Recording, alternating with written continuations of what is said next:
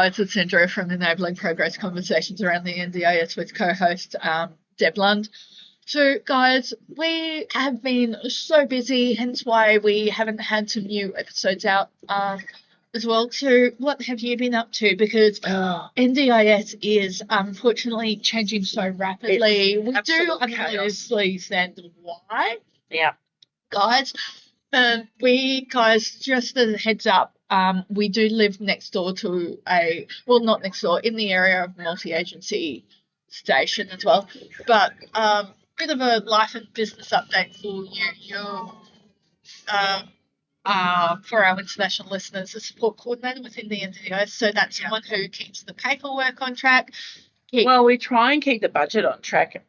We make the connections, or try to make the connections between the participant and the allied health support services, any support services that they need. And we make those connections, and then we try and keep the budget on track, which is getting harder and harder. Yeah. Of course, and we've just had, on the 1st of July, there'll be a pay rise for support staff. I mean, they're jumping up and down about the costs blowing out. And yes, the wages have gone up, but seriously, why push up do we really need to go up again with the support workers thing when we've got so many support workers out there that aren't qualified?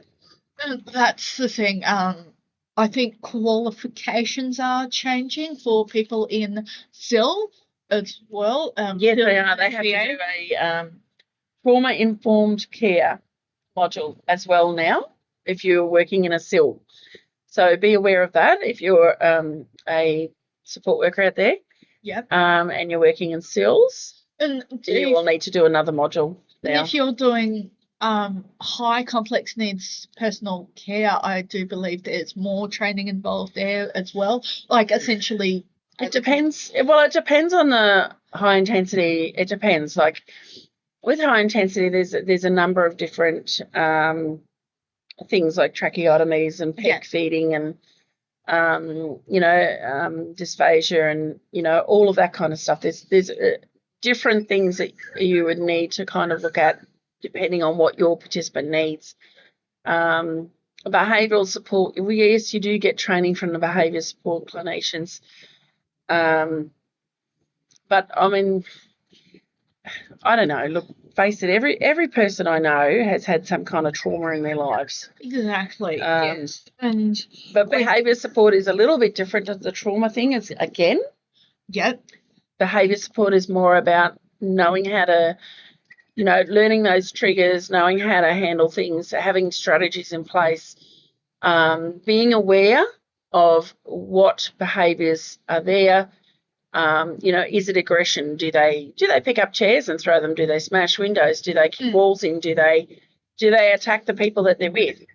There's such different elements to behaviour support as opposed to trauma support. And we're talking big T trauma, not little t trauma, as in. The thing is, I guess it depends on how you react to trauma. Some people would see a car accident as a major trauma. Yeah. And it can be. It may just be a dingle, but it can still, in their mind, it can be a major trauma. So it depends on how you deal with trauma yourself. Yeah. And how you manage the trauma. Like, there's many a support worker that's in getting psychological help because of traumas that have happened in their lives. Right. They've lost a child, they've lost parents, there's been a major accident, there's been all different kinds of things, or a big divorce. Yeah. Divorces are right up there, loss of a spouse. Like if you want to look at trauma events, loss of a spouse or partner is number one.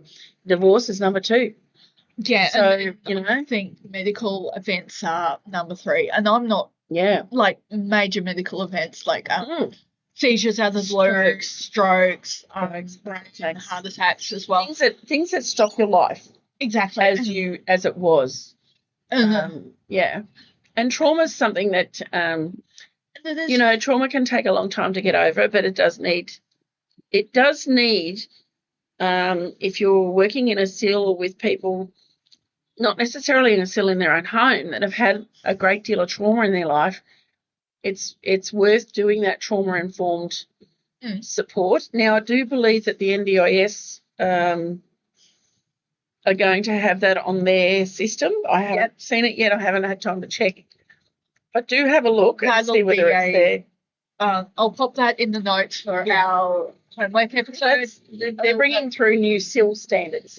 Okay. So you wanted to say something about SIL house rules as well. SIL house rules. Yeah, well, look, moving into a SIL, it can be really difficult. If you're moving in to a SIL with two other people, or even if you have been living in the SIL for quite some time on your own and then other people move in, you know, there's a massive adjustment period, and that can take 6 to 12 months to sort itself out. Because let's face it, I mean, you don't know each other. It's just like putting three strangers in a house together. I mean, you know, we wish that it wasn't like that. We wish that the funding was available for you guys to be able to all have your own space and do your own thing. I so wish for that, but unfortunately, the NDIS are cost cutting and looking at how they can, you know, and all new SILs are coming out as 1 to 3. Yep. I mean, if you want a 1 to 2, boy, have you got to fight for that. We've got a fellow in hospital at the moment that we're looking at, and we're having a plan meeting, implementation meeting today, and we don't have the full guts of the plan yet, but he's not got the SDA component, which he needs because he needs the bathroom.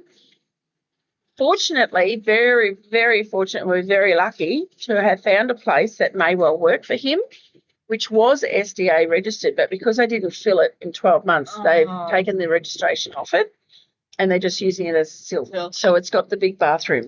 And for our international listeners, SIL is supported independent living. They are different from group homes as well, and SDA. I don't know if they are. I think they're just small group homes.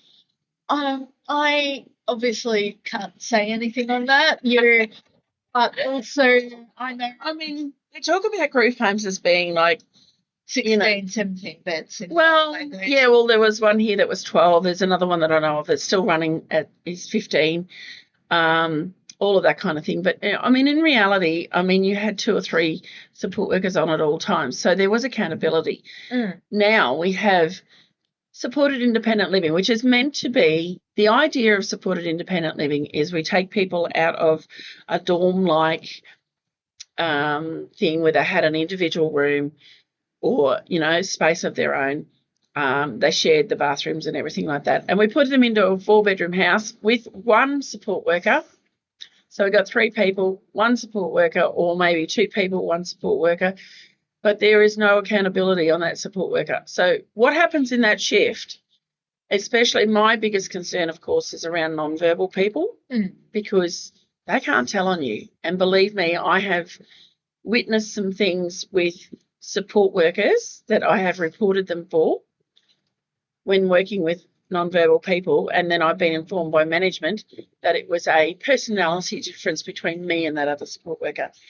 And I'm kind of like, how dare you? Like, this is not about me. Yeah. It is about it's affecting this person who is non-verbal, who cannot stand up for themselves. No. And, you know, although one of them did try and run over this particular support worker with the wheelchair.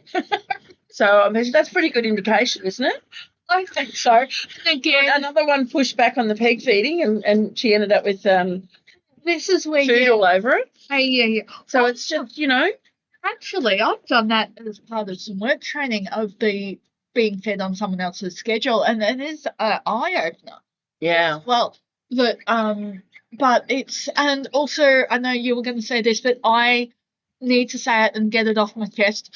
Still house rules, group home rules, independent living. But we're not talking about rules as in you can't use the toilet, you can't use the bathroom. We're talking about the basics of respecting each other. Exactly, and those rules may be unwritten or they might be written, and they're about safety. Yeah. Like, if you don't understand, definitely I would say go to the right channels. It might be service delivery, it might be your support coordinator.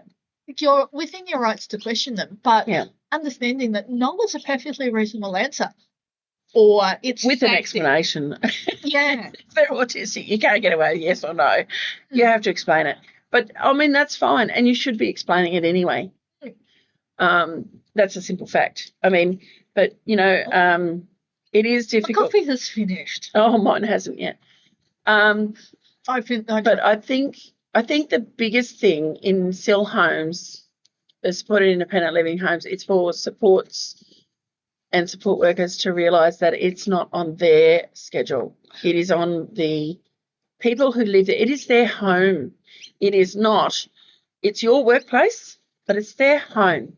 And remember that. It is their home. So, you know, sometimes things don't work on schedule, and that's just how it is. And, I mean, if you're a person that can't do without that rigid scheduling, get out of the industry because you're not suitable.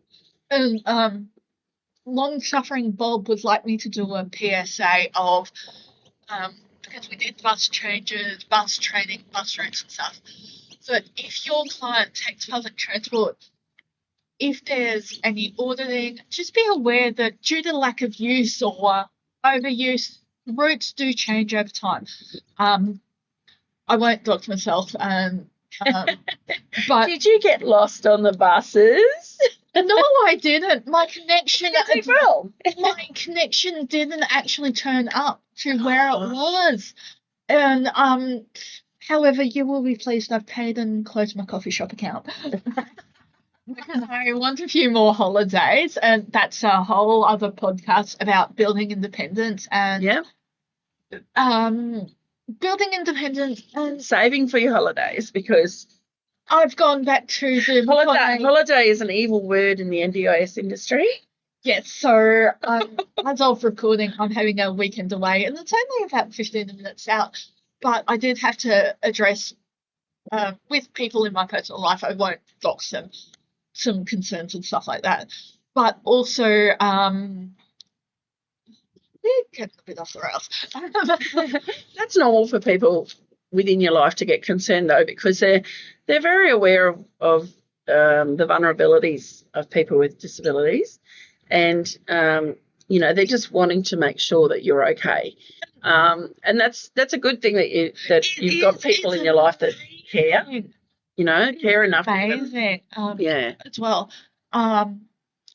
No, so going back to the buses is that the routes do change. Just be aware of that, because it's been the bus provider.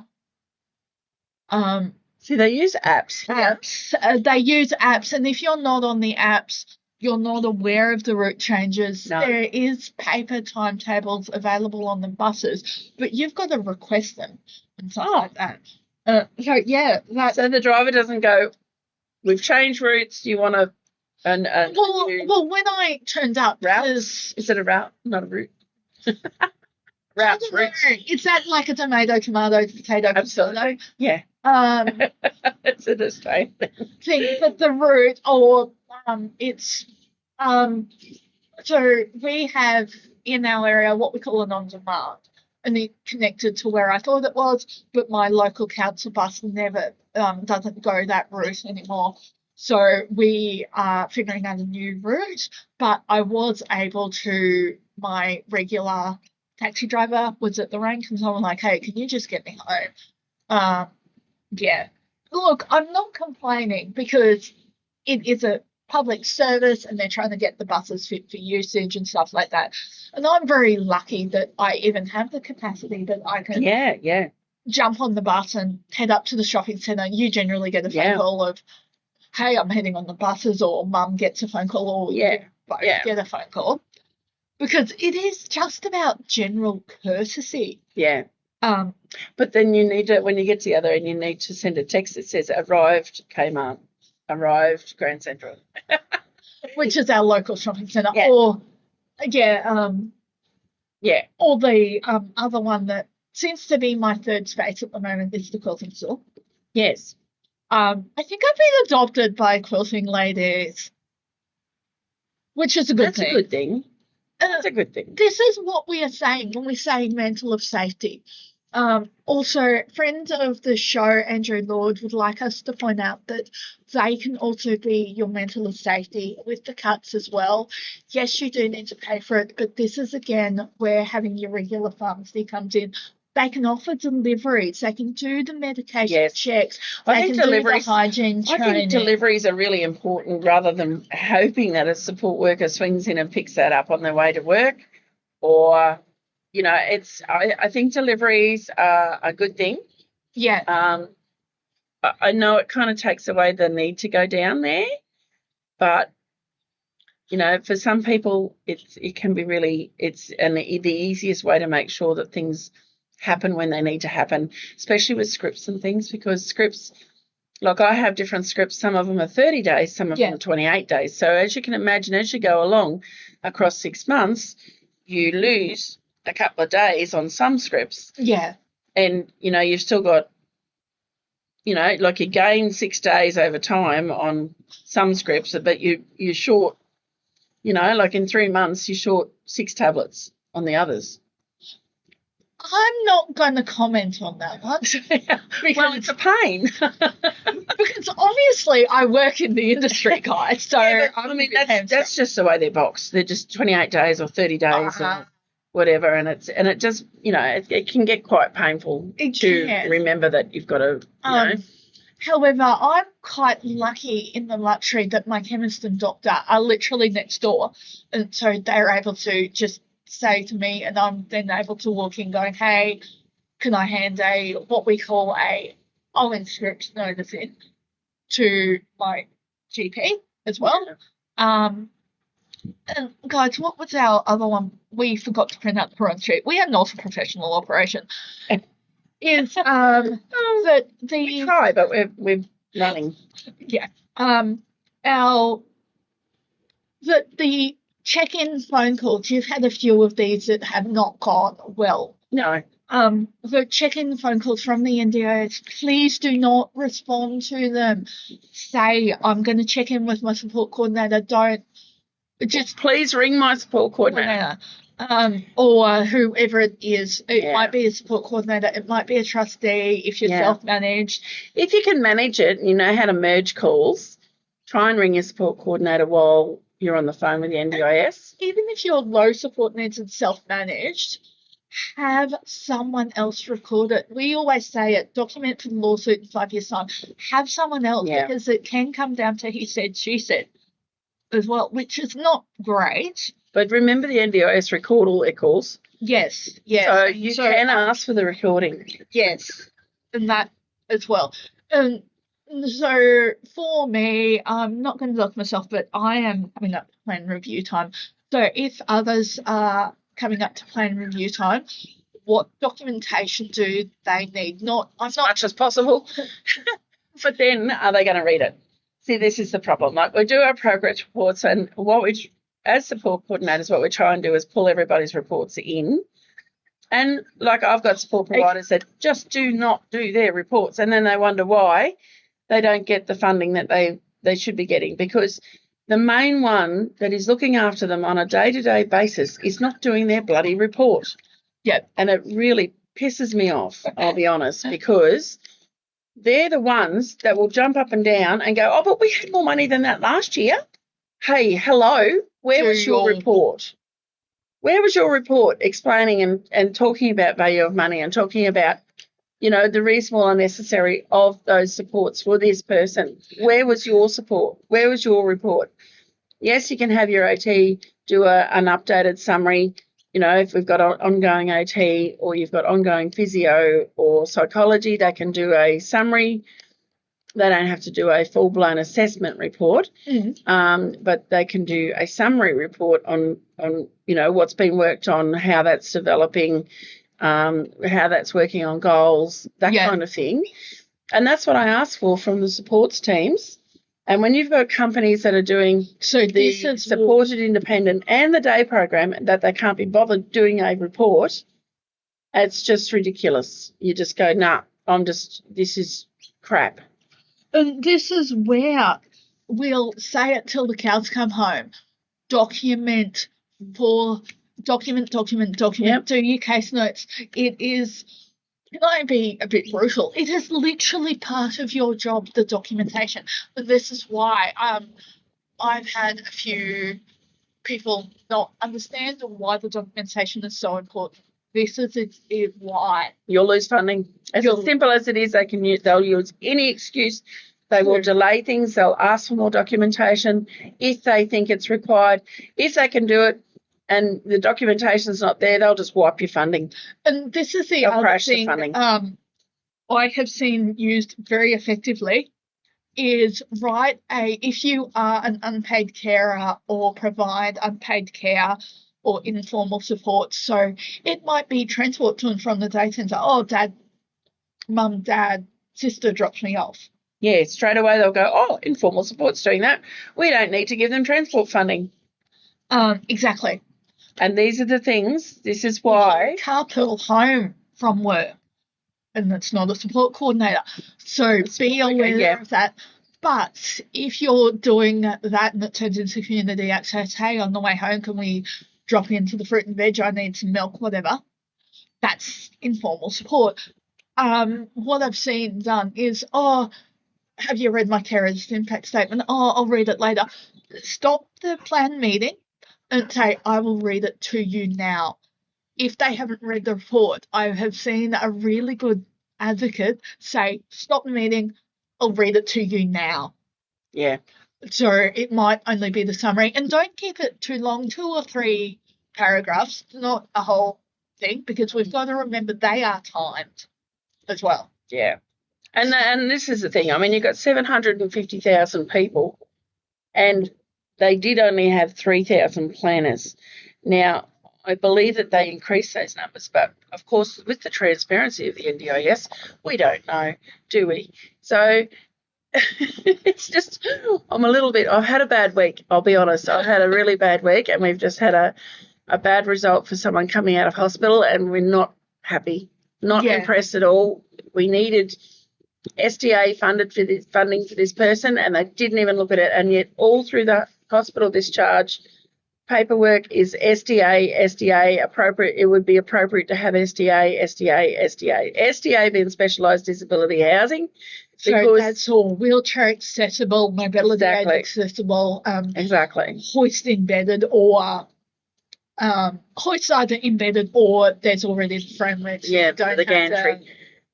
Yeah, so he needs a wet bathroom, basically an open bathroom without the lips to step over. It all has to be level and flat and open so that someone can get in there with him and help him to shower.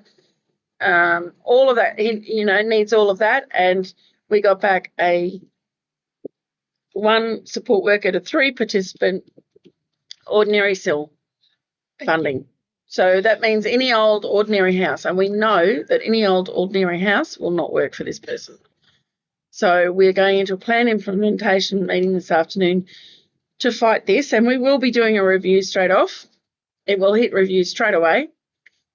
And, it will probably end up in tribunal. I went through tribunal with this person in 2022. So tribunal being QCAT and then you go to ACAT. So no, not QCAT, not QCAT or ACAT. It's the they changed their name. It used to be the AAT, but it's the ART now. Yes. It's administrative tribunal, basically. Yep. So it's a third-party tribunal that has court members, and you basically, even though we're Teams meeting it in, you have probably a 600 plus an hour lawyer for the NDIS sitting on that side, and you've got a participant fighting on this side, maybe with an advocate if you can find one. Now, I'm involved in a tribunal at the moment, and I was questioned as to whether I was going to, because they won't let anyone advocate for a participant that could have financial interest in the outcome. Yes. So because that particular participant is in Tasmania, I won't be doing this support coordination. I'm actually doing all of this for nothing at the moment. Oh. But and that is dedication. Well, what do you do? Like, That's the I've got thing. 4 people at the moment that have run out of support coordination funding, but we're still supporting them. We're still working with them because what do? You can't leave them in the air. No. I mean, I know support coordinators that do. They just go, no, we don't have any more funding for you, so we're not doing any more for you. That's it. Tough luck. And they're left out in the cold. No, we're not doing that. That's not the right way to do things. If we weren't given enough support coordination funding, and once again, the support coordinators have not had a pay rise in this price guide. This price guide. This is the 6th or 7th year now. Yeah. That we haven't had, but a psychosocial coach now has had a pay rise, and I'm like, this is ridiculous. Like, we've been treated like, because they don't want us in there fighting for people. That's what it's about. Yep. That's what it's about. And also, I do see that, again, Andrea being on the money with high pattern recognition, I do see that there is going to be a larger rollout of the bank accounts with the Commonwealth Bank for low support needs people who are cognitively aware with support coordination. The transactions are monitored in real time. So going essentially the British system of, here's your bank account, which is your plan. And we've always said your plan is your bank account. Like, it's the equivalent to a bank account. Don't share your funding amount. Oh, no. Sorry, Debbie was for our audio listeners, and we're only doing audio because Andrea's disorganised. Is Debbie's face was very confused there, going, where are you going with this? Yeah. What are you talking about? Plans, bank accounts, what the hell? But there is a Commonwealth Bank account that is but that would be for personal funds, wouldn't it? No, it's essentially going to the British system where they can invoice the account, you get the big book of registered providers, and that's where I see NDIS for low support needs clients, low risk clients who are cognitively aware going. Essentially, here's your bank account, here's where you can go, hope they've got space. See you in 6 to 12 months. But that would only be for people that could self-manage. I mean, I'm sorry, exactly. Self-managing is, as far as I'm concerned, self-managing's bull. Don't do it. No. Just don't do it. It's too confusing. You've got to look at codes. You've got to look at all kinds of things. It's, you've got to be half account to self-manage. Yeah, and this is where I see that I could either go completely self-managed or self-managed by the book. It could go one way or the other. I don't know how they're going to manage that because people that are low needs, high functioning, that they're looking at kicking off the system.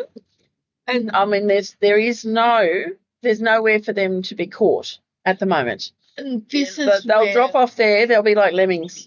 Seriously, they're going to be like lemmings. Drop off the cliff, and there's nothing to save them. And that's the thing, and this is where the blowouts came from, was NDIS was only counting people in the state system, not people who had informal support, who were taken in by family, community housing type of thing, council-run boarding houses, anything like that, or even charity ones stuck in inappropriate housing. Looking back, essentially, some people in my personal life were elderly carers. Looking back, it was. Oh, absolutely. I won't talk to them, but yeah. We've both had interesting weeks, and it's the height of winter here as well. So we've had our shortest day as everything as well. And guys, it's been work. For me, it's going really, really well as well.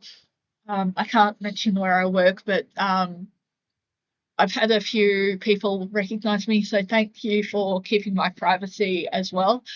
And guys, I want to reiterate around medication, supplements, aids, mobility aids. There is no such thing as a stupid question. I've got a question for you then. Yeah. Oh, you should see the look on Andrea's face now. Add Vital. Now, Add Vital, would you consider that a supplement, or for someone that has high nutritional needs, would you consider that a supplement or a reasonable and necessary item? Well, I was actually talking about reasonable and necessary on the live when you were stuck in traffic. So it Vital and all those food supports fall in a really weird category. They can cross over both. They can be a nutritional supplement because they've got the vitamins and the minerals and all the fortification. Yeah. But if there's other alternatives, it can also then be considered a medication because of the fortification in it. So it falls into a really weird system. Because I'm fighting something at the moment with the NDIS where Add Vital is being treated as a supplement. But if this man doesn't have the Add Vital, his weight drops away and he doesn't have the strength to keep moving. And this is the things that we're finding, and this is where we're saying reasonable and comparison is the thief of joy. And reasonable and necessary is so vague for this particular reason. Yeah. It is. And then the NDIS go, nope. So I'll have to get back to them on that one, and our listeners know. But it falls into a really weird place in that it can be both a food and a medication. But we've got to remember. But is it treated as a supplement? In Fantasyland, yes, it is. Oh. So, and that's what the NDIS are going, oh, no, it's a supplement. It's a powdered supplement, so we're not funding that. Yes. I mean, at what, $400 or however much it is for a pail, like a 4.5 kilo pail. Is it? How much? I can't remember now. Is it 400? I'm not in stock control anymore. I'm more on front counter. So. It's expensive. Put it that way. It's expensive, but. And this is also this is where your documentation matters, not only for your plan reviews, but things like your mealtime management, like feeding plans as well. Like we've but getting support workers to do this documentation is, look, we're chasing documentation for this particular person at the moment. How many times does it take him to be able to get up out of his chair? How many times does it take him to be able to stand up from his bed? Because he's got, what do they call that, Kariya movements. There's a lot of extra movements. He does a lot of twinging and a lot of extra movements with his arms and legs. And that creates balance issues and a lot of issues, and he's got to plant his feet and you've got to talk him through things. But, getting support workers to actually write down, it took him 3 or 4 attempts to get out of that chair. It took him 3 or 4 attempts to be able to stand up from the bed. This is the assistance he needed. These kinds of things, I know it's a pain to do it, but we need the information. I can't fight something that I've got no evidence for. Exactly. And this is the problem. This is why I so desperately need these reports, because if I don't get those reports in, I can't fight for something that I've got no written evidence. And the NDIS, that's all they're looking at. And it needs to be written, not verbal. It needs to be written. Absolutely. As well. And I understand support workers are trying to get them in the shower, do this, do that, do the other. I understand all that. I've been there. I understand it. But I also understand the other side of that, whereas if we don't have it written down, we have no evidence, we can't support or be supported to get that push that funding up, because that's what we're fighting now. We are fighting it, and the planners have already been told to implement stuff out of this new bill that hasn't gone through yet. Or hasn't gone through Senate? No. Really? It's been delayed by 2 months. Yeah. So the planners have already been instructed internally to implement the new bill, and it's not even through. So that's transparency for you. Yeah.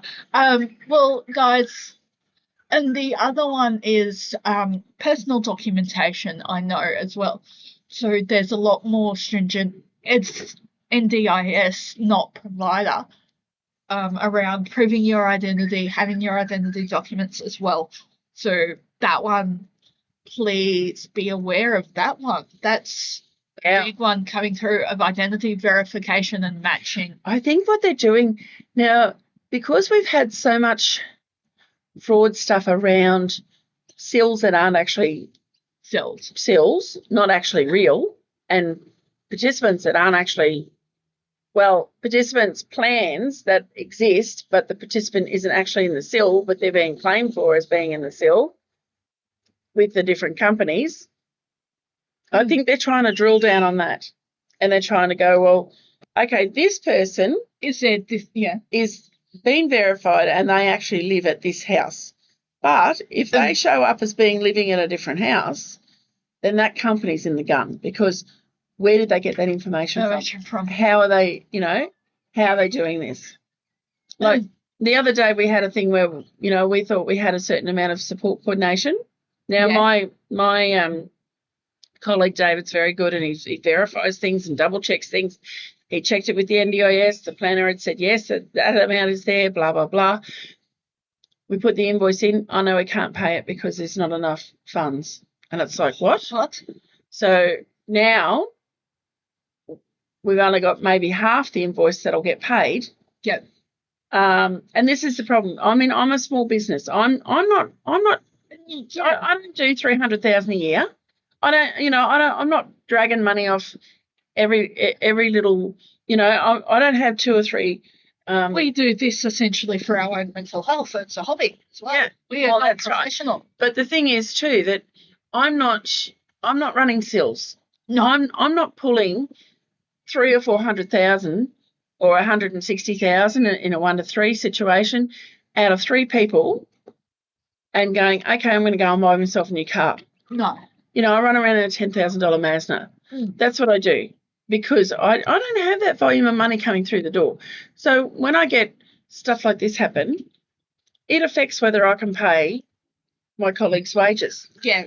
And things like that. And I know that some of the supports providers are running fine lines too, but that's because they've got a rostering person. They've got a person to make sure that they're compliant. They've got someone or their only job is to make sure that all their paperwork, their policies and procedures, all their paperwork's compliant, and everybody's signing on. They need to sign.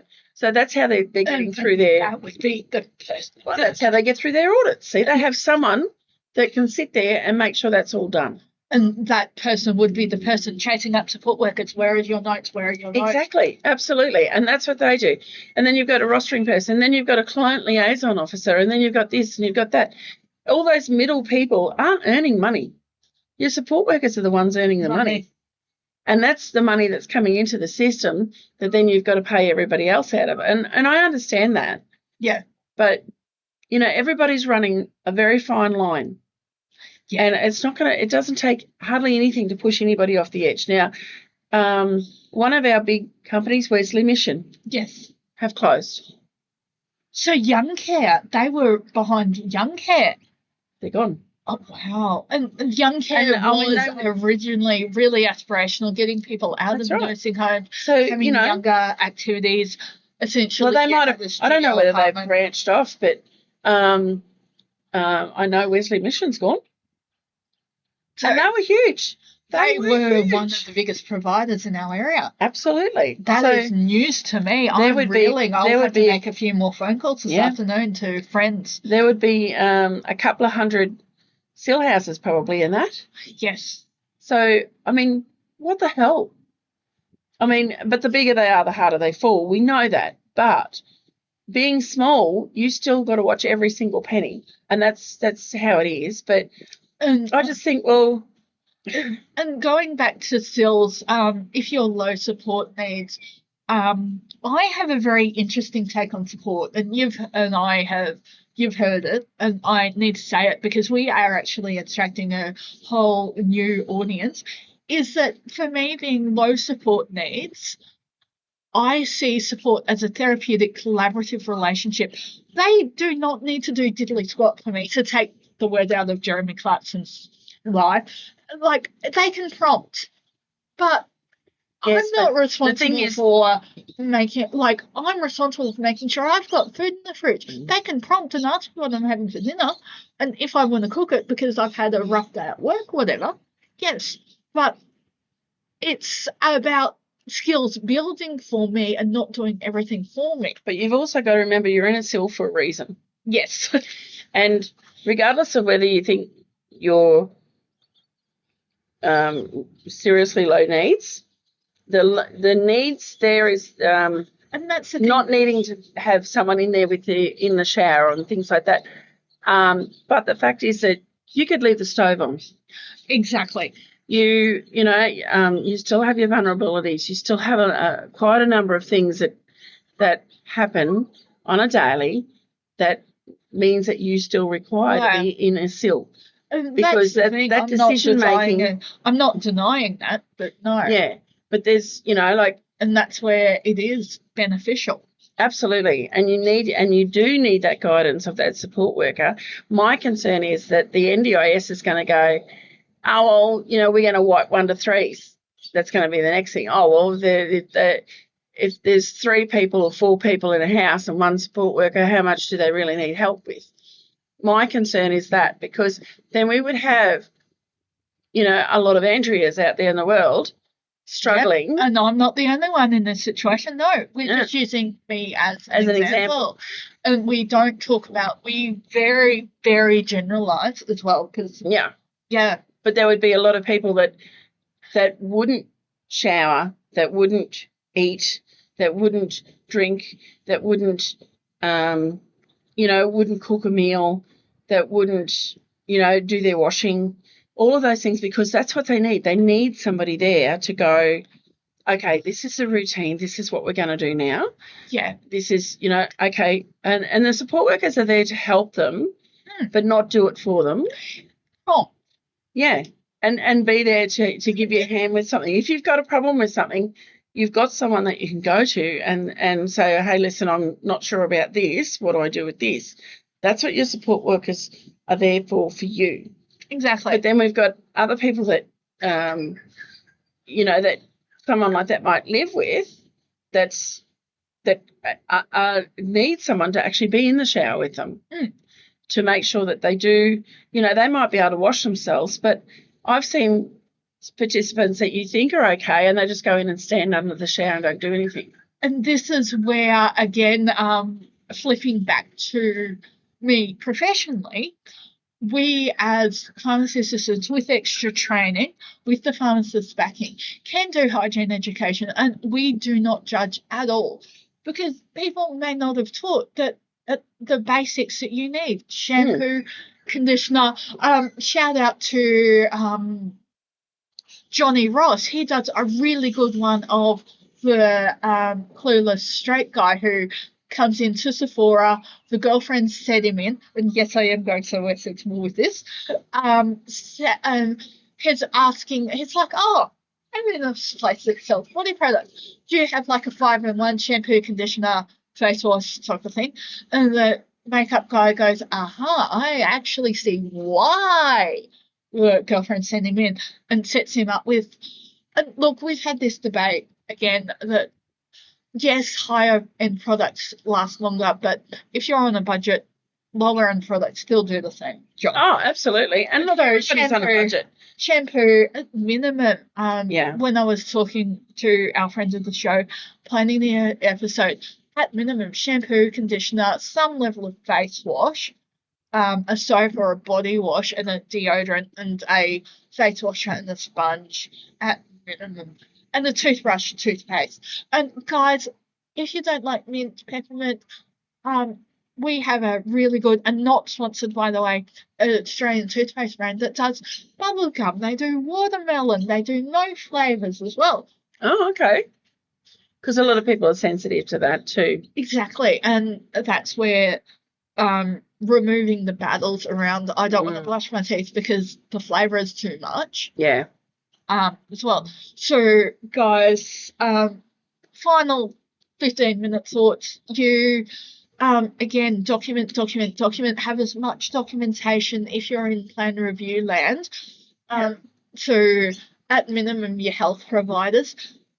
So that would be what, an OT, mental health. Whoever you're using. If you're using a physio or an EP, whoever it is that you're using in an ongoing situation, unless you need an assessment, like a functional assessment, whoever you're using, have a NDIS end of plan report done. Now, all the plans say, within 6 weeks of the end of plan, you need to have these in. Well, at 100 days, they're doing these calls and going, we're gonna organise a plan meeting. I've got a plan meeting next week that was sprung on us. Now that plan isn't due to run out until August, and they hit us early. Yep. And in the hope that we wouldn't be ready. And this is the thing. And again, I've said, please do not read your own reports. Have a copy, whether it be email or yours to me. It will genuinely. Was it you that I sent reports to? Because they are your reports. So it's your information, but it's not great for your mental health to read them, because they are describing you on your worst days for a reason. And as a support coordinator, I hold the reports, but they belong to the participant. They really do. All those files, everything like that, they belong to you. And they're not my files, they're your files. But I hold them so that you know where they are. They're all together. So I did see I think she's a British carer doing comedy. She does a really good TikTok one, I'll have to show you offline, called The Honest Carer. And she was doing a skit of, be very careful what you say to client, because you don't know who knows who knows what. She was talking about GDPR, which is the European Privacy Act. How many breaches there were. It was essentially a care version of Did You See the Moon Walking Bear? Of how many privacy breaches there were. Who's your next client? Disclose who was the next client. Disclose that they don't like sharing this person because they have wound care, whatever. And it was all fictional clients and stuff. And, who have I got coming on next? Okay, fair enough that you can disclose who's care coming on next. Fair enough. They need to know if there's a rostering system in place or whatever. But again, this is one of the industries where you can't, even if you were married, you can't go home and talk to that person. Who do they know? Yeah, that's right. And you don't know that they're going to keep their mouth shut. Exactly. And I have always said, and I've heard it, have someone who you can go to, whether that's a formal mental health professional, if you're a support worker in a big organisation, there might be a free employee program within that to go and talk through it. It's completely confidential, free for you to do as well. So, guys, this is the thing. We have done an episode on privacy. Loose lips essentially can sink ships. Absolutely, all the time. I am going to be brutal here. By you saying something that you might think is an offhand comment, you might have just put the client completely at risk. Yeah. It is that bloody serious. Any final thoughts? It is bloody freezing in the winter. Final thoughts. Watch yourselves with the NDIS. Watch yourselves, because they are looking for anything that they can to short out your funding. Yeah. And I'm not saying the NDIS is a bad thing. It's been a very great thing. It is the biggest social revolution since Medicare. Absolutely. But how dare we treat our people with disabilities like they don't count? That is bloody disgusting. And it shouldn't be happening. Work in the open market as well and everything like that. And also, guys, this is my rant. I wasn't going to do it as well. But on the buses, don't get up in people's grills if they're using an accessible seat and they've got their bag. In Australia, we actually have areas for bags, backpacks, trolleys to go as well. So I, over on the YouTube, suggested, I did a bit of an update on bus training. Have a code lock if you're concerned about privacy. Have it locked. Have the bare minimum you need for a day as well. And our friend of the show and one of our team, who is a support worker who runs a day service, has said if your client uses public transport to get there, maybe ask them, can you store some stuff at the day centre that you send home during holidays, during Easter, during Christmas? Because I know some day centres essentially run to school terms as well. So, like, during changeover... And they should have lockers, really. I mean, you should have lockers at a day service because, as we know, quite a few of our people with disabilities are kleptomaniacs, and they're very subtle and very quick, and you don't even see things go missing. But they certainly do.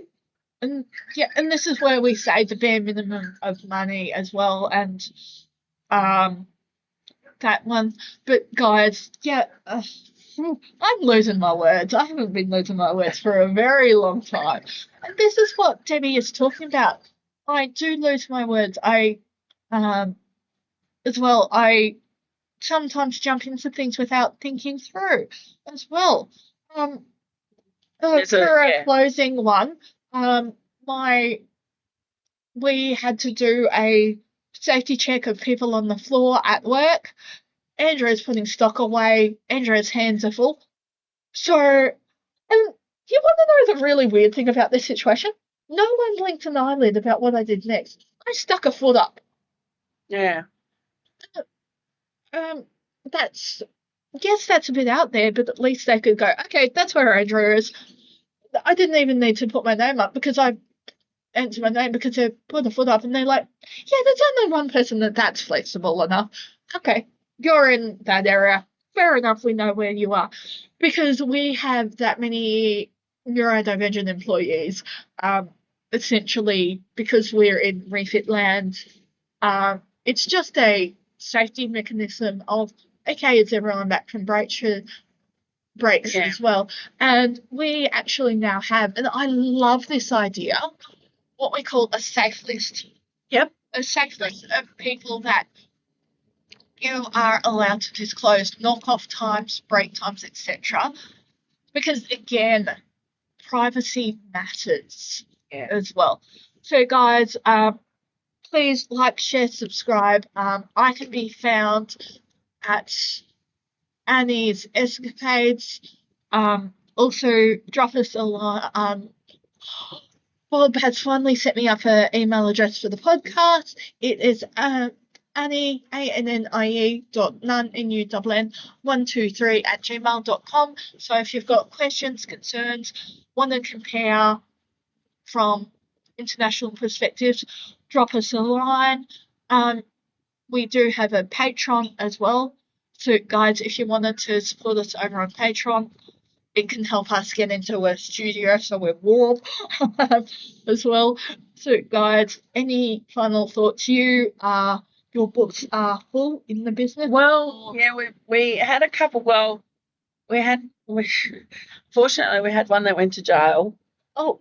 And then we had... Plot twist. Yeah, and then we had one that's just kind of disappeared and just... she does this. Gets into drug land and disappears and then reappears 12 months later. So when David was out yesterday looking at the house for this fellow from the hospital, while talking to them, they actually asked if they had someone that could work the figures and fight as well.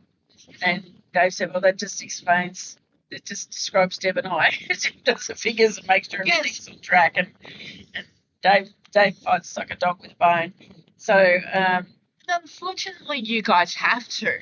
Well, yeah, absolutely. And even though our funding is actually, being reduced, every plan we get, our funding's being reduced because they're trying to push us out. So, they don't want people having the help. They don't. They want to have full control. And it's, and that's not on either. No. And guys, we will revisit the episode on reasonable and necessary and all the acronyms we use as well, because they do. I've learned quite recently when I was doing a live when you were stuck at the traffic lights that some of the acronyms do vary even within state to state within Australia. Oh, yes, yeah. And so we're going to do that one as well. And shout out to our friend of the show who helped us create the media episode as well. And PSA from Bob is that when you're getting when Sorry, what's the PSA? sorry, thank you. So when you've scheduled someone to arrive, be at the location you need to be. So remember to have your shower. So if that support shift that's community access starts at 9 o'clock, that's not your time to roll out of bed. Oh, really? Oh, I don't know how. If I have to go back to support work, I don't know how the hell I'm going to cope with 6 o'clock starts. I can tell you now. However, It's going to kill me, but anyway, I'll do it. That's not me. It's just a general PSA from when she was with an agency that if your community access starts at 9 o'clock, that's when you need to have your shower, your lunchbox. You need to be ready. You need to be ready for that time. Yes, if you need help in the shower, that's where your SIL and your hygiene shifts come into it. That's exactly right. Because your community access, use it. Don't lose it. And that's what's going to happen. They are going to reduce community access by 50%. That is the plan. However, the new bill, as Senator Steele John has exposed, the new bill will allow them to cancel 99.99% of your community access if they want to. So just without notice. Yep. So they, Senator John Butler, our minister for, how can you be minister for aged care, health, and the NDIS? The NDIS is because I reckon it's all going to roll into one system. That's exactly what he's trying to do, and I reckon. Here you go. Here's a prediction for you. In 5 years, the NDIS will run out at 65, and you will be pushed across to aged care. Yeah. I reckon that's what they're going to do. That's what's going to happen. That's why they've adjusted aged care to 8 levels of funding now and not 4, because they're getting ready. Yep. So, guys, like, share, subscribe. And again, we don't feed the trolls as well. No, the trolls can go away. Not interested. No. Any final PSAs around, because this is your chance to get it out there, because we have got quite a wide audience. Any other things that you are like, hey, this has happened this week, we can prevent this from happening to someone else? Look, just anyone in Australia that's a person with a disability that is an informal support or even a formal support, get in there and fight this bill. They've got to adjust the way this bill is set up. The idea of the 2-month delay is so it can be reviewed and looked over again, because so many are against it. Contact your member of parliament. It might be federal or state as well. Queenslanders with a Disability Network are doing some really good advocacy around it. So contact them. There's some petitions. There's some really good influencers who are much more across it than we are. Yeah. They've got the people to go to as well. And remember, our politicians work for us. And also, I have learned... We voted them in. Don't get up there and act like you're high and mighty. I have learned, ring them on a Friday. There is a method in the madness. Ring them on a Friday, because it depends on the amount of calls that they get on a Friday, because their staffers have got to respond to it. So if you have a collective of people who ring on a Friday, their officers, when they're about to fly home from Canberra, guess what? They've got to be in Canberra for the weekend to sort it out. Yeah. So remember that they are our representatives as well. So, guys... Yeah, I think the Australian people have had a gutful. I don't do politics. We've had a gutful. I'm not a big political person either. I'm just not I think educated enough. Had a gutful of not being heard, not being listened to, and I'm really, really proud of the whole people with disability industry and the way it's standing up to what's going on, because beforehand it was kind of like, oh, well, they'll do the right thing with us. They'll do the right thing with us. No, they won't. They are going to do the right thing by them, not by you guys. Get in there and stand up for it. And again, reading between the lines, this is NIB Thrive all over again. They want to become the major providers and major players. And they're an insurance company. Let's face it. That's what they were. They are health insurance. And they allotted $300 million to buying up plan managers so that they could have 50,000 people plan managed by NIB Thrive. They have, as far as I know, so far, they've bought one support coordination company. Yep. So far. And then they halted that but when you go in and have a look at their ABN numbers, they have NIB Navigator already in place. They are sitting there waiting to go. And the Navigator was an original idea, and it's in its original form before the NDIS was launched. It was a brilliant idea. Your Navigator was your one-stop shop for everything, your documentation. Yeah, but then the government wants to take support coordinators and push them through the Department of Social Services. So you're going from being a private business to working for the government. I don't know how they think they're going to work it. Like they've put it all on the back burner. Because if they started it from the beginning, they're going to come back at it. Yeah, because if they started it from the beginning, the Navigator was your planner, your advocate, your paperwork person. That would have worked really, really well. It was your one-stop shop. That was the idea. No, they've changed it all. So what they wanted to do was have someone that you went to for housing, someone that you went to to navigate through employment, someone to help you with, navigate when you're within that NDIS health space, those kinds of things. And then you'd have your general navigators, which would answer general questions. So the problem with that is that you can do like you do with the NDIS. You would ring in to the Department of Social Services and you could talk to anybody. You wouldn't build a rapport and a trust relationship with anybody. And, I mean, our people with disabilities are vulnerable enough already. Yeah. And they want to take away people that they trust and people that they know are there fighting in their corner, not necessarily attached to any support service, but fighting in their corner, and they want to take them away and push them through a government department. Yep. So, that straight away creates a problem. Yep. And I'm waving to a microphone, so I think I need to go and get more. Okay, guys. You're trying to shut me down, guys. You're trying to shut me down. No. Yeah. Okay, guys.